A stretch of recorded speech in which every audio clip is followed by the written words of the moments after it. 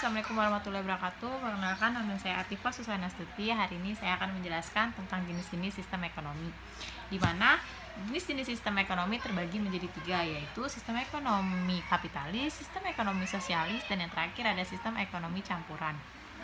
Yang pertama ada sistem ekonomi kapitalis atau liberal, di mana sistem ekonomi kapitalis disebut juga sistem ekonomi liberal karena sistem ekonomi yang kehidupan ekonomi masyarakatnya sangat dipengaruhi dan dikuasai oleh pemilik-pemilik kapital. Sistem ekonomi kapitalis didasari oleh pandangan liberalisme, individualisme, rasisme, intelektualisme, materialisme, dan humanisme. Dan negara-negara yang menganut sistem ini antara lain ada Amerika, Jerman, dan Inggris. Selanjutnya ada sistem ekonomi sosialis atau terpusat, di mana sistem ekonomi sosialis adalah sebagian besar barang-barang modal atau faktor produksi dikuasai oleh negara yang ditujukan untuk memenuhi kebutuhan masyarakat sebagai keseluruhannya.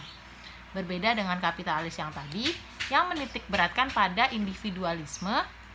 Kalau sistem ekonomi sosialis dilandasi oleh filsafat, kolektivisme, dan organisme, di mana kolektivisme yang dimaksud adalah ajaran yang menyatakan bahwa setiap orang adalah warga masyarakat, dan organisme yang dimaksud di sini adalah pandangan bahwa selain kepentingan dan kebutuhan masyarakat, negara sebagai sebuah kesatuan juga memiliki kepentingan dan kebutuhan. Oleh karena itu, negara sebaiknya berperan besar dalam sistem ekonomi untuk menjamin pemenuhan kepentingan dan kebutuhan setiap masyarakat. Negara-negara yang menganut sistem ini antara lain ada Korea Utara, Kuba, dan Cina. Dan yang terakhir, sistem ekonomi campuran, di mana kemunculan sistem ekonomi sosialis dan kapitalis dianggap terlalu ekstrim, yang mengharuskan pengambilan kekayaan individu menjadi keyakinan negara. Oleh karena itu, ditempuh jalur tengah yang menyatukan kebaikan sistem ekonomi kapitalis dan sistem ekonomi liberal menjadi sistem ekonomi campuran. Pemerintah ikut campur tangan dalam kehidupan masyarakat, namun tidak mengharuskan kegiatan ekonomi diselenggarakan oleh pihak swasta. Negara-negara yang menganut sistem ini antara lain ada India, Mesir, dan Malaysia. Dan selanjutnya saya akan membahas sistem perekonomian di Indonesia itu sendiri.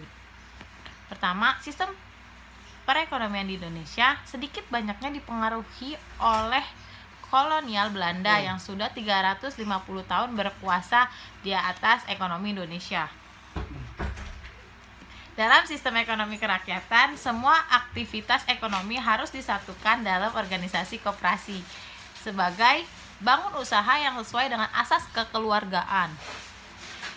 Hanya dalam asas kekeluargaan dapat diwujudkan prinsip ekonomi yang demokrasi, yaitu produksi yang dikerjakan oleh semua dan hasilnya untuk semua, sedangkan pengelolaannya dipimpin dan diawasi oleh anggota masyarakat itu sendiri, dan itu hanya ada di dalam Indonesia.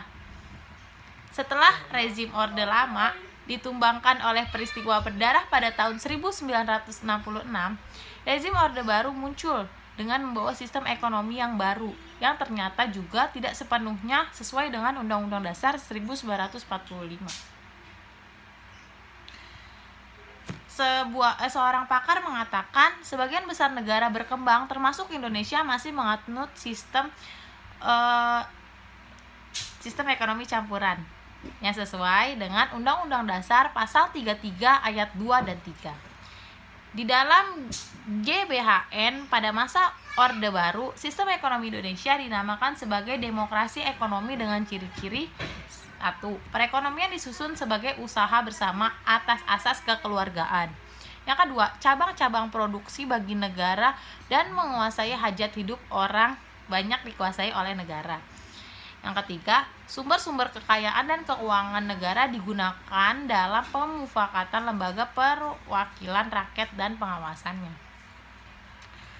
Dan yang keempat, warga negara memiliki kebebasan dalam memilih pekerjaan yang dia hendaki serta mempunyai hak akan pekerjaan dan penghidupan yang layak.